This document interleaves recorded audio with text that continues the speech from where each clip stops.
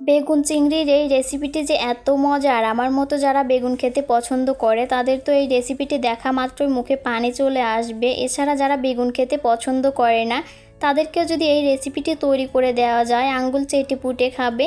বেগুন চিংড়ির এই রেসিপিটি তৈরি করার জন্য প্রথমে আমি 2টা বেগুন নিয়েছি। এখন বেগুনগুলোকে ভালোভাবে কেটে নেব।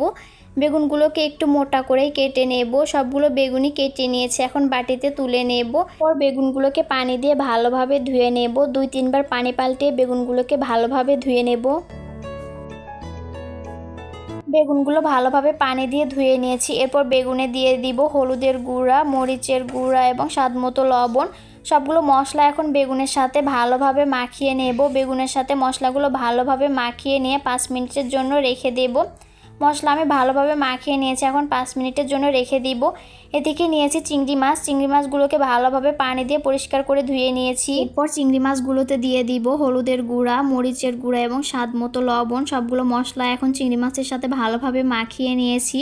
এরপর চুলায় একটা প্যান বসিয়ে তেল গরম করে নিয়েছি। তেল গরম হলে সবগুলো বেগুন দিয়ে আমি উল্টে পাল্টে ভালোভাবে ভেজে নেব। বেগুনগুলোকে আমি ভালোভাবে ভেজে নিয়েছি। এখন বেগুনগুলোকে তেল ঝরিয়ে তুলে নেব।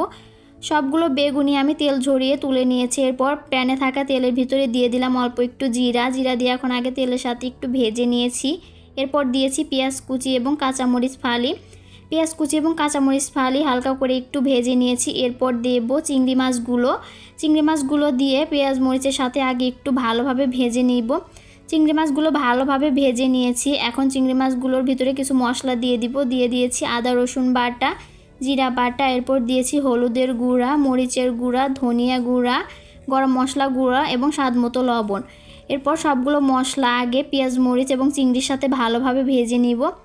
মশলাগুলো ভালোভাবে ভেজে নিয়ে এরপর আমি একটু পানি দিয়ে দিব। পানি দিয়ে চিংড়ি মাছের সাথে মশলাটাকে ভালোভাবে একটু কষিয়ে নেব।